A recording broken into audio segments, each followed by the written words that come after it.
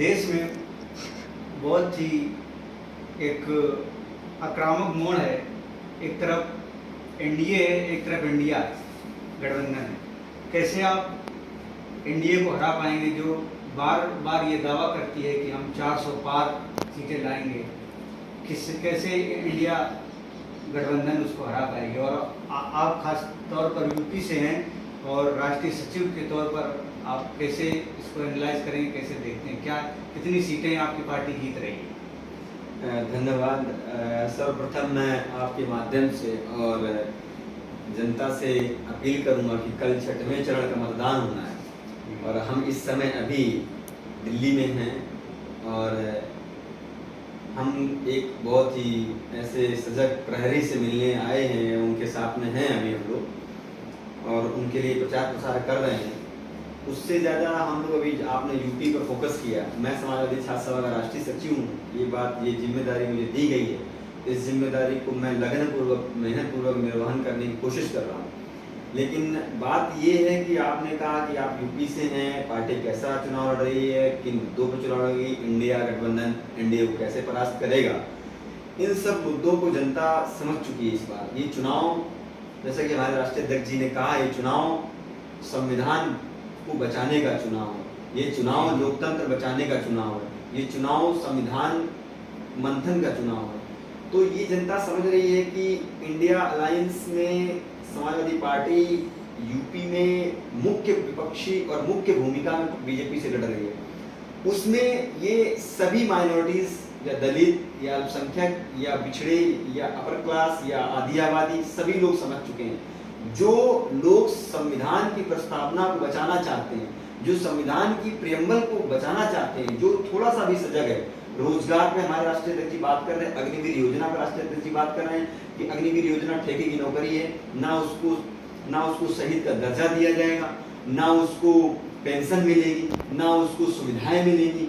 इन सब मुद्दों का चुनाव है। तो इन सब मुद्दों पर हमारी पार्टी प्रखर होकर बोल रही है। आप देख लीजिए कि अभी मैं कन्हैया के प्रचार में हम लोग हैं और कन्हैया पर जिस प्रकार हमला किया गया है वह क्या दर्शाता है? वह दर्शाता है कि ये चुनाव बीजेपी हार चुकी है।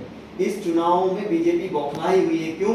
क्योंकि ये चुनाव संविधान बचाने का चुनाव है, आरक्षण को बचाने का चुनाव है। जिस प्रकार दलितों को शोषण होता है, जिस प्रकार यूनिवर्सिटीज में अल्पसंख्यक, आदिवासी आबादी और पिछड़े और दलित लोगों को नहीं घुसने दिया जा रहा है, इंटरव्यू वाइवा के नाम पर एक जो खेल खेला जा रहा है, इन सब मुद्दों पर चुनाव हो रहा है और हम बहुत अच्छे तरीके से लड़ रहे हैं इसको। ये अभी कल 25 तारीख को चुनाव होना है। आजमगढ़, लोग की नजरें आजमगढ़ में टिकी हुई। आजमगढ़ में एक वो शख्स चुनाव लड़ रहे हैं जो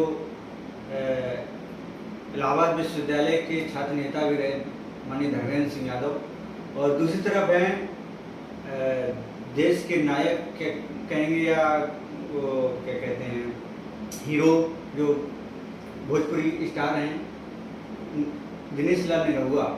क्या क्योंकि वर्तमान में सांसद हैं निरहुआ, कैसे निरहुआ को हराएंगे आपकी पार्टी? सर्वप्रथम तो हमारी, जैसे कि अखिलेश यादव जी ने कल माननीय राष्ट्रीय अध्यक्ष जी ने कहा भी कि कन्नौज, इटावा, मैनपुरी ये तो घर हैं, लेकिन अगर हमारा कोई गढ़ है वो तो आजमगढ़ है। अगर नेताजी माननीय नेताजी का कोई दिल और दिमाग में अगर बसता रहा है तो वो आजमगढ़ बसता रहा है। वो एक इंसिडेंस था परिवार में, या कह सकते हैं पार्टी में ऐसा इंसिडेंस था कि 22 का चुनाव उपचुनाव धर्मेंद्र जी हारे।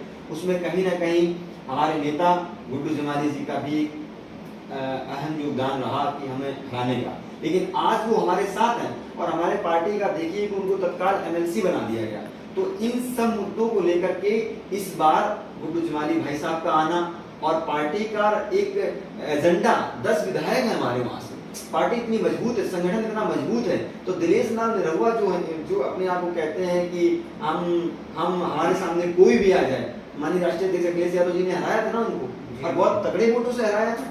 इसको कौन नकार सकता है? उसी को देखते हुए हमारा संगठन मजबूत है, हमारी पार्टी मजबूत है। हमारे राष्ट्रीय अध्यक्ष जी कल गए, किस हिसाब से भीड़ उमड़ रही है, लोग उनको सुनना चाहते हैं, मुद्दों की बात कर रहे हैं। आटा के साथ डाटा फ्री देंगे।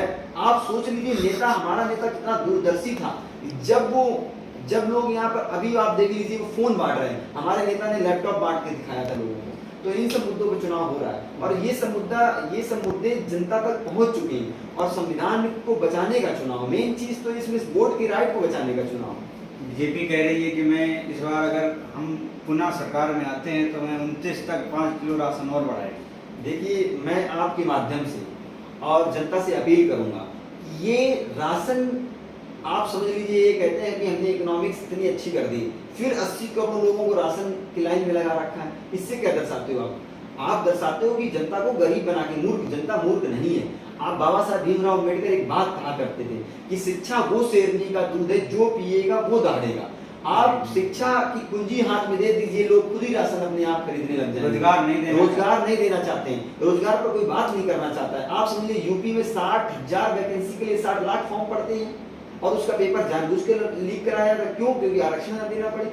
इन सब मुद्दों पर चुनाव हो रहा है। हम लोग जनता से अपील करना चाहते हैं। हमारे राष्ट्रीय अध्यक्ष और इंडिया अलायंस के जो खड़गे साहब ने कहा है कि हम 10 किलो राशन देंगे। हमारी राशन की प्राथमिकता नहीं, हमारी रोजगार की प्राथमिकता है, हमारी शिक्षा की प्राथमिकता है। इन सब मुद्दों पर चुनाव हो रहा है और मैं जनता से अपील करता हूँ और आग्रह करता हूँ कि कल जो वोटिंग होनी है, मैं दिल्ली में हूँ इस समय, कन्हैया के चुनाव प्रचार में आया हुआ हूँ, मैं आप सबसे निवेदन करता हूँ कि कल के वोट को जिस प्रकार से बीजेपी ने जेएनयू को बर्बाद करना चाहा है, जेएनयू के नाम पर देशद्रोह जो ठोकना चाहा है, वो एक झूठा आरोप है। आप कन्हैया बार बार कह रहे हैं कि अगर मेरे ऊपर आरोप साबित होता तो मुझे जेल में डाल दिए होते।